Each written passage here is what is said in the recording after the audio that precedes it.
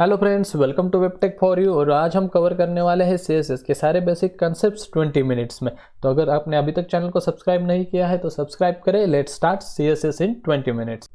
So friends, what is CSS? CSS stands for cascading style sheet. और पहला misconception CSS के बारे में है कि सीएसएस कोई प्रोग्रामिंग लैंग्वेज है। दोस्तों, सीएसएस प्रोग्रामिंग लैंग्वेज नहीं बल्कि सीएसएस एक स्टाइलिंग लैंग्वेज है जिसका यूज़ हम हमारे वेब पेज का लुक एंड फील चेंज करने के लिए करते हैं। ऑल्सो हम सीएसएस का यूज़ करते हैं रिस्पॉन्सिव वेब डिज़ाइन के लिए। अगर आप नहीं जानते रिस्पॉन्सिव वेब डिज़ाइन क्या होता है, तो जो डिज़ाइन या जो वेबसाइट अगर आप लैपटॉप पे देखो या टैबलेट पे देखो या मोबाइल पे देखो, अकॉर्डिंग टू स्क्रीन साइज जो डिज़ाइन अपना व्यू ऑटोमेटिकली चेंज करती है उस डिज़ाइन को कहते हैं रिस्पॉन्सिव वेब डिज़ाइन। और हम सीएसएस का use responsive web design build करने के लिए करते हैं। तो अभी हम देखेंगे हम किस वेज में सीएसएस को यूज़ कर सकते हैं। तो 3एसएस को आप इंक्लूड कर सकते हो अपने वेब पेज के अंदर। There are total 3 ways. तो पहला जो वे है, आप डायरेक्टली अपने HTML टैग के अंदर या HTML एलिमेंट के अंदर स्टाइल एट्रीब्यूट का यूज़ करके अपनी CSS स्टाइल स्पेसिफाई कर सकते हो। लेकिन ये तरीका ज़्यादा इस्तेमाल नहीं होता है क्योंकि आप जितने इनलाइन स्टाइल ज़्यादा रखोगे आपके वेबसाइट का लोडिंग टाइम या रिस्पॉन्स टाइम उतना ज़्यादा बढ़ेगा। सेकंड वे जो है वो है इंटरनल CSS। आप आपके HTML पेज के अंदर ही स्टाइल टैग के अंदर आपकी सारी स्टाइल्स लिख सकते हो, बट ये भी वे कम से कम यूज़ होता है क्योंकि आपकी CSS स्टाइल्स रीयूज़ नहीं होती। और थर्ड और आखिरी तरीका है एक्सटर्नल CSS। कॉर्पोरेट प्रोजेक्ट में यही तरीका बहुत ज़्यादा इस्तेमाल हो सकता है। आप एक सेपरेट स्टाइल शीट बनाते हो और आपकी सारी स्टाइल्स आप उस स्टाइल शीट के अंदर डिफाइन कर सकते हो। इसका बेस्ट एडवांटेज ये है कि आप वो styles any number of HTML pages के लिए रीयूज़ कर सकते हो। तो ये है एडवांटेज कोड रीयूजेबिलिटी का। तो अगर हम एक्सटर्नल स्टाइल शीट यूज़ करना चाहते हैं तो हम ब्राउज़र को कैसे बताएंगे कि हमें किस एलिमेंट को स्टाइल लगानी है। तो इसके लिए हमारे पास है CSS selectors. There are different types of selectors in CSS। तो पहला सिलेक्टर हम देखने वाले हैं एलिमेंट सिलेक्टर। अगर आप किसी पर्टिकुलर HTML एलिमेंट को स्टाइल लगाना चाहते हो तो आप उस एलिमेंट का नेम स्टाइल शीट के अंदर स्पेसिफाई कर सकते हो और इनसाइड कर्ली ब्रेसेस आप अपनी स्टाइल स्पेसिफाई कर सकते हो। तो आपके HTML वेब पेज के अंदर जितने भी H1 एलिमेंट है उन सभी H1 एलिमेंट को ये स्टाइल अप्लाई होगी। The next type of selector है ID सिलेक्टर। जब भी आप एक पर्टिकुलर एलिमेंट को स्टाइल लगाना चाहते हो तो आप उस HTML एलिमेंट के अंदर ID एट्रीब्यूट के अंदर जो भी वैल्यू स्पेसिफाई करोगे वो वैल्यू आपको इस स्टाइल शीट के अंदर पाउंड सिंबल के साथ स्पेसिफाई करनी है। और यहाँ पर आप जो भी स्टाइल स्पेसिफाई करोगे वो पर्टिकुलरली सिर्फ उसी एलिमेंट को अप्लाई होगी। इसका एक मैंडेटरी रिक्वायरमेंट ये है कि आपकी ये ID की वैल्यू पूरे HTML वेब पेज में यूनिक होनी चाहिए। अगला और मोस्ट कॉमनली यूज सिलेक्टर है क्लास सिलेक्टर।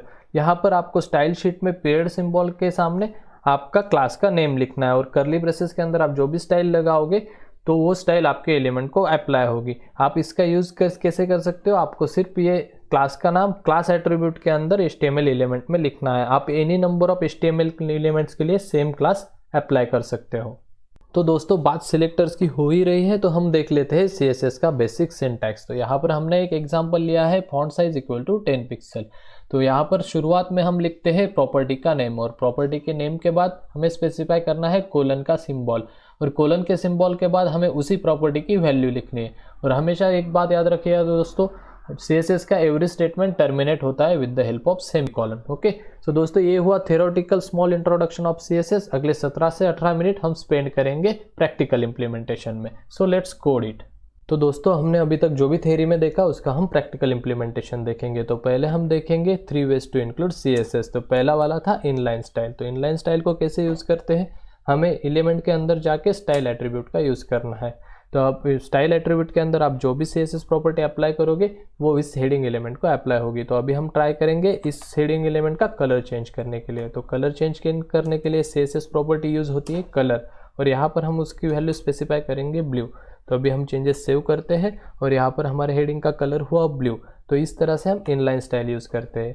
अभी दूसरा तरीका है इंटरनल CSS। तो यहाँ पर हमें यूज़ करना होता है एलिमेंट सिलेक्टर। इसकी वजह से ब्राउज़र को पता चलता है कि वो स्टाइल किसे अप्लाई करनी है। तो अभी कर्ली ब्रेसेस के अंदर हम फिर से वही प्रॉपर्टी यूज़ करेंगे और ब्लू की जगह हम कलर देंगे ग्रीन। देखिए अभी हमारे हेडिंग का कलर हुआ ग्रीन। तो इस तरीके से हम इंटरनल CSS यूज़ कर सकते हैं। और थर्ड तरीका है यूजिंग एक्सटर्नल स्टाइल शीट। तो यहाँ पर हमने बनाई है एक स्टाइल शीट style.css। तो इस स्टाइल शीट के अंदर हम any number of CSS styles define कर सकते हैं और इसका बेस्ट एडवांटेज ये है कि आप सेम स्टाइल शीट कितने भी HTML वेब पेजेस के लिए यूज़ कर सकते हो। तो यहाँ पर हम स्टाइल स्पेसिफाई करेंगे हमारे H1 एलिमेंट के लिए और हम यहाँ पर कलर रखेंगे रेड। अभी मैं चेंजेस सेव करता हूँ, लेकिन यहाँ पर तो कुछ भी रिफ्लेक्ट नहीं होगा। तो ब्राउज़र को कैसे पता चलेगा कि आपने कोई एक्सटर्नल स्टाइल शीट डिफाइन की है? तो उसके लिए आपको यहाँ पर जाना पड़ेगा। पहले तो हम इंटरनल CSS हटा देंगे और यहाँ पर हेड टैग के अंदर आपको और एक एलिमेंट यूज़ करना होता है जिसका नाम है लिंक, और उसकी पहले रिलेवेंस एट्रीब्यूट की वैल्यू हमेशा होती है स्टाइल शीट, क्योंकि हम स्टाइल शीट इंपोर्ट कर रहे हैं। और href एट्रीब्यूट की वैल्यू होती है आपके स्टाइल शीट का नाम। तो यहाँ पर हमने हमारी स्टाइल शीट के नाम दिया है style.css। तो अभी मैं चेंजेस सेव करता हूँ और हमारे हेडिंग का कलर हुआ रेड, जो कि आ रहा है इस वैल्यू से।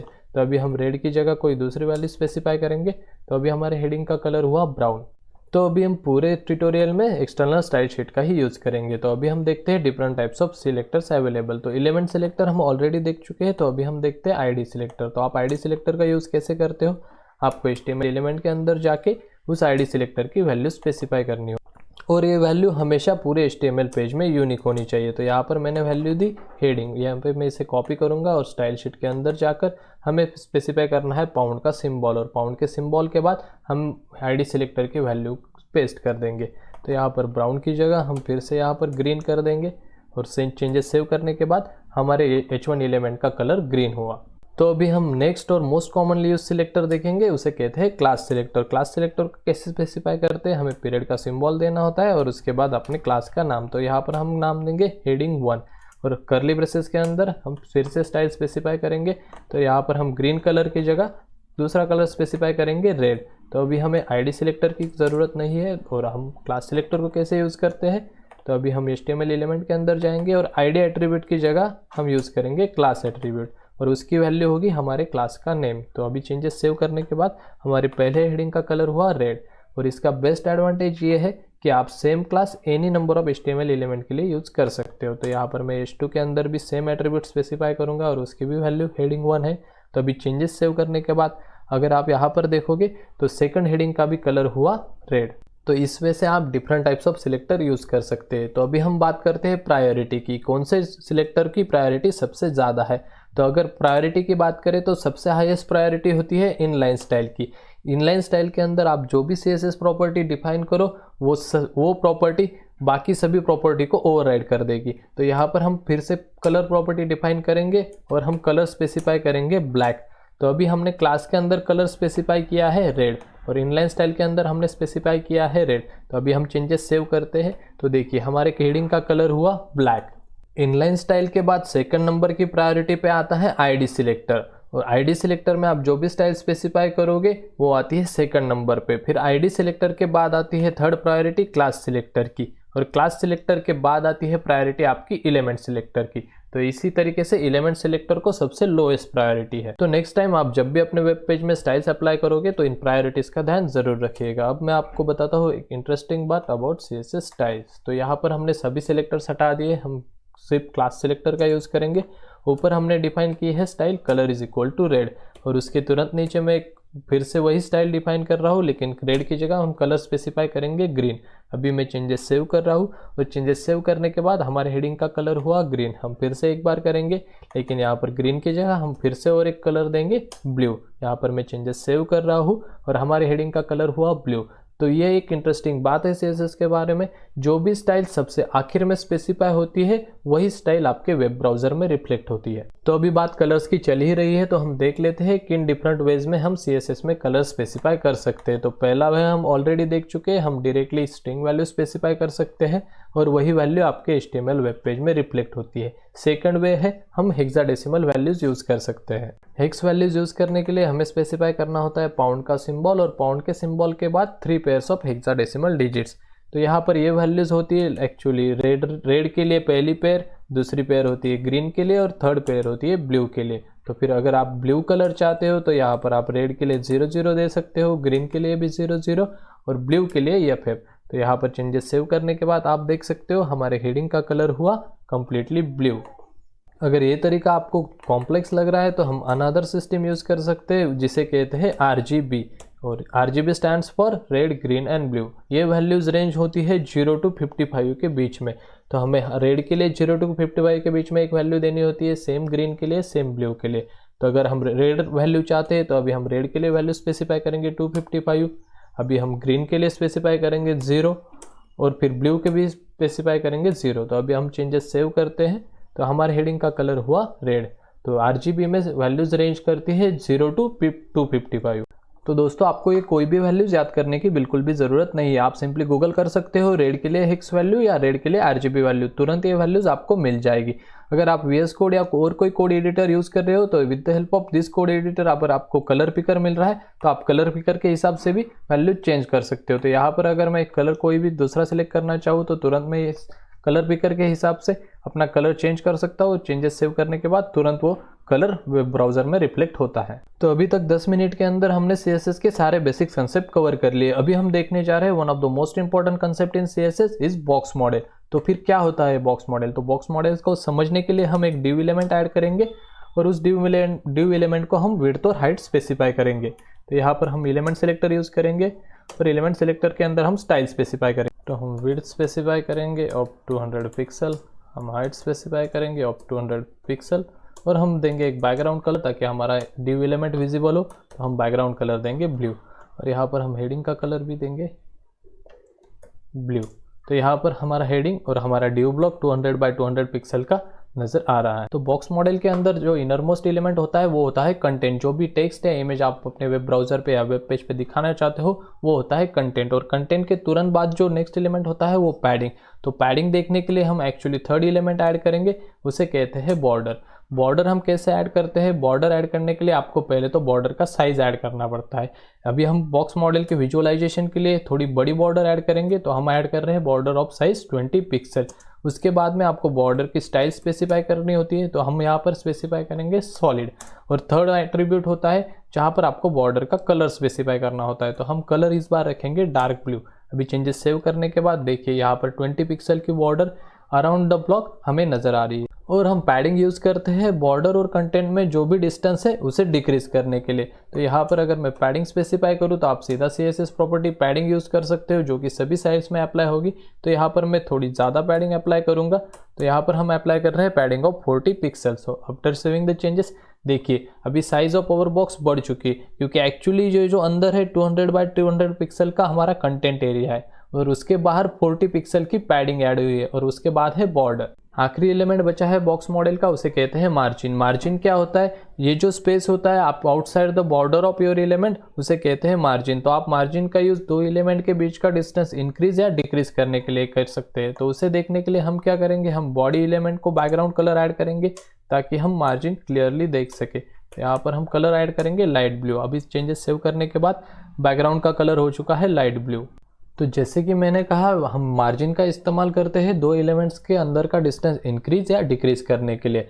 तो अभी हम क्या करेंगे, और एक div एलिमेंट ऐड करेंगे हमारे HTML वेब पेज के अंदर और यहाँ पर चेंजेस सेव करने के बाद यहाँ पर दूसरा एलिमेंट ऐड हो चुका है, लेकिन ऐसा लग रहा है कि दोनों एलिमेंट एक दूसरे से जुड़े हुए हो। तो अभी हम क्या करेंगे, अभी हम हमारे div ब्लॉक के लिए मार्जिन स्पेसिफाई करेंगे। तो मार्जिन स्पेसिफाई करते हैं with the help of margin property और यहाँ पर हम थोड़ी ज़्यादा मार्जिन स्पेसिफाई करेंगे फॉर बेटर विजुअलाइजेशन इफेक्ट। तो यहाँ पर मैंने मार्जिन स्पेसिफाई किया हो 50 पिक्सल।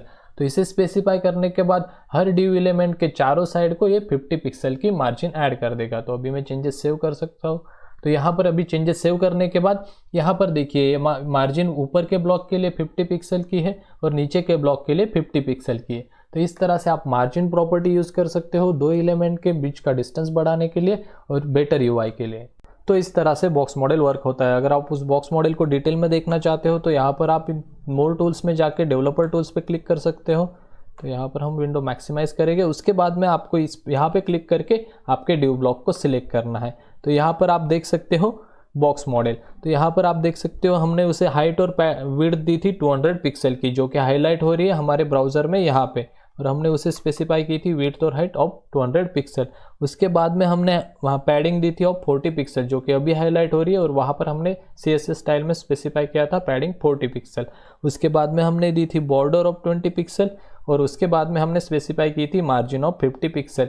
लेकिन ये तीनों साइड को तो मार्जिन ऑफ 50 पिक्सल सही है, लेकिन राइट साइड में मार्जिन इतनी ज़्यादा क्यों दिख रही है? तो दोस्तों ये एक्स्ट्रा मार्जिन जो भी दिख रही है वो div एलिमेंट की वजह से दिख रही है, क्योंकि हमने मार्जिन सिर्फ 50 पिक्सल की स्पेसिफाई की थी। तो ये एक्स्ट्रा मार्जिन ड्यू एलिमेंट की वजह से क्यों दिख रही है, क्योंकि ड्यू एलिमेंट एक ब्लॉक एलिमेंट है और ब्लॉक एलिमेंट वो एलिमेंट होते हैं जो कि HTML वेब पेज में स्पेसिफाई करने के बाद जितनी भी हॉरिजॉन्टल विड्थ अवेलेबल हो वो ऑक्यूपाई कर लेते हैं। तो ये जो एक्स्ट्रा वाली मार्जिन हमें दिख रही है वो सिर्फ और सिर्फ उस वजह से दिख रही है। तो दोस्तों ये था बॉक्स मॉडल। तो अभी बात चल ही रही है ब्लॉक एलिमेंट्स की, तो मैं आपको बता देता हूँ ब्लॉक एलिमेंट्स और इनलाइन एलिमेंट्स क्या होते हैं। तो अभी हमें डेवलपर टूल्स क्लोज करते हैं, फिर से हमारी विंडोज़ ओरिजिनल पोजीशन पे ले जाते हैं। तो सबसे पहले हम बात करते हैं ब्लॉक लेवल एलिमेंट्स की। ब्लॉक लेवल एलिमेंट्स क्या होते हैं, जो हमेशा न्यू लाइन पे स्टार्ट होते हैं और जितनी भी हॉरिजॉन्टल स्पेस अवेलेबल हो या विड्थ अवेलेबल हो उतने ऑक्यूपाई कर लेते हैं। तो कौन से एग्जांपल है ब्लॉक लेवल एलिमेंट्स के, जैसे कि हमने ये देखा ड्यू एलिमेंट एक ब्लॉक लेवल एलिमेंट है। अदर एग्जांपल्स है heading element, paragraph element, form element, footer and section element. ये सभी एलिमेंट्स ब्लॉक लेवल एलिमेंट है। और दूसरा टाइप है इनलाइन एलिमेंट, जो एलिमेंट न्यू लाइन पे शुरू नहीं होते और उतनी ही स्पेस ऑक्यूपाई करते हैं जितनी की ज़रूरी है, उन एलिमेंट्स को कहते हैं इनलाइन एलिमेंट। और उन इनलाइन एलिमेंट्स के एग्जांपल है span element, image element, anchor element. तो अभी हम दोनों का एक एक एग्जांपल देखेंगे। तो सबसे पहले हम ये सारी CSS स्टाइल डिलीट कर देंगे और हमें इन दोनों ड्यू ब्लॉक्स की भी ज़रूरत नहीं है।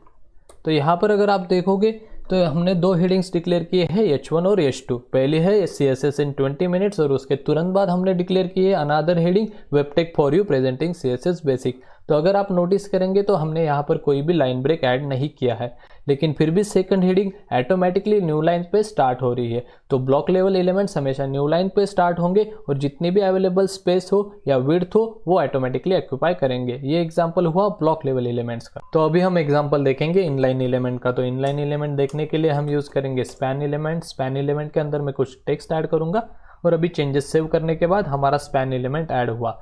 लेकिन अभी अगर आप पूछोगे कि ये स्पैन एलिमेंट तो न्यू लाइन पे ऐड हुआ, तो एक्चुअली नहीं, क्योंकि इसकी पीछे की जो भी स्पेस है वो H2 एलिमेंट ऑलरेडी ऑक्यूपाई कर चुका है, क्योंकि ये ब्लॉक एलिमेंट है। तो ये स्पेस आपको जो नहीं दिख रही हो वो भी स्पेस H2 एलिमेंट ऑक्यूपाई कर चुका है। तो आपका डाउट क्लियर करने के लिए मैं उसे फिर से कॉपी करूँगा और उसे फिर से पेस्ट करूँगा। तो अभी ये सेकंड स्पैन एलिमेंट ऐड होना चाहिए बिल्कुल इसके बाजू में। तो let me save the changes. और चेंजेस सेव करने के बाद आप देख सकते हो ये पहला स्पैन एलिमेंट है जिसने उतनी ही विड्थ ऑक्यूपाई की जितनी की ज़रूरी थी, और उसके तुरंत बाद सेकंड स्पैन एलिमेंट अपीयर हो रहा है और उसने भी उतनी ही विड्थ ऑक्यूपाई की जितनी की ज़रूरी हो और वो न्यू लाइन पे स्टार्ट नहीं हुआ। तो ये होते हैं इनलाइन एलिमेंट्स। तो अगर बात चली रही है ब्लॉक लेवल और इनलाइन लेवल एलिमेंट्स की, तो हम देख लेते हैं one of the important property in CSS called as display. तो पहला क्वेश्चन ये है क्या हम इनलाइन एलिमेंट्स को ब्लॉक लेवल एलिमेंट्स में कन्वर्ट कर सकते हैं। तो हाँ, हम बिल्कुल इनलाइन एलिमेंट्स को ब्लॉक लेवल एलिमेंट्स में कन्वर्ट कर सकते हैं। कैसे?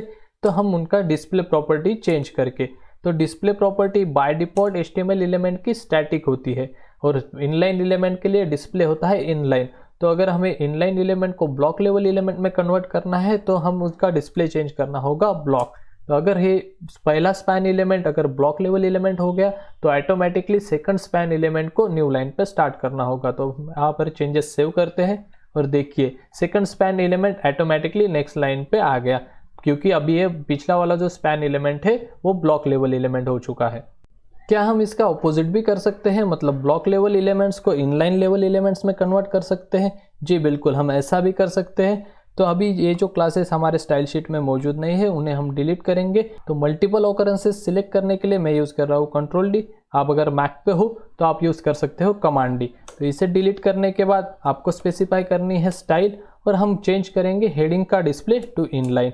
तो यहाँ पर देखिए मैं डिस्प्ले इनलाइन सेट कर रहा हूँ और यहाँ पर अभी ये दोनों हेडिंग न्यू लाइन पर स्टार्ट हो रही है। तो अभी चेंजेस सेव करने के बाद देखिए पहली हेडिंग पहली लाइन पर है और सेकंड हेडिंग तुरंत उसके बाद शुरू हो रही है। तो यहाँ पर ये block level heading element convert हुए हैं इनलाइन हेडिंग एलिमेंट में। तो इस तरह से हम ब्लॉक टू इनलाइन और इनलाइन टू ब्लॉक कन्वर्जन कर सकते हैं। और डिस्प्ले प्रॉपर्टी के लिए इनलाइन और ब्लॉक के अलावा भी बहुत सारी वैल्यूज़ है, लेकिन इस शॉर्ट ट्यूटोरियल में हम वो सारे टॉपिक्स कवर नहीं कर पाएंगे। तो अभी हम देखते हैं one of the most important concept और लास्ट कंसेप्ट हमारे इस ट्यूटोरियल के लिए, वो है इनहेरिटेंस एंड ओवरराइडिंग। तो यहाँ पे हमने इनलाइन स्टाइल और स्पैन एलिमेंट्स रिमूव कर दिए हैं। अभी हम बॉडी एलिमेंट को एक स्टाइल अप्लाई करेंगे, कलर इज रेड। और अगर आप नोटिस करोगे तो हम H1 और H2 एलिमेंट के लिए कोई भी स्टाइल स्पेसिफाई नहीं की है। अगर मैं चेंजेस सेव करूँ तो अगर आप यहाँ पे देखोगे तो H1 और H2 दोनों एलिमेंट के लिए colour red property automatically apply हो चुकी है। तो ये क्यों हुआ? क्योंकि H1 और H2 एलिमेंट बॉडी एलिमेंट के चाइल्ड एलिमेंट है। तो जो भी प्रॉपर्टी आप पेरेंट के लिए स्पेसिफाई करते हो तो चिल्ड्रन वो प्रॉपर्टी ऑटोमेटिकली इनहेरिट कर लेते हैं। इस कंसेप्ट को कहते हैं इनहेरिटेंस। और अगर आप पर्टिकुलर एलिमेंट के लिए सेम वैल्यू इनहेरिट नहीं करना चाहते तो उस एलिमेंट के लिए आप कोई दूसरी वैल्यू स्पेसिफाई कर सकते हो। तो यहाँ पर मैंने H2 एलिमेंट के लिए ब्लू वैल्यू स्पेसिफाई की है। अगर मैं चेंजेस सेव करूँ तो यहाँ पर H2 एलिमेंट का कलर हो चुका है ब्लू कलर। सो इसे कहते हैं ओवरराइडिंग।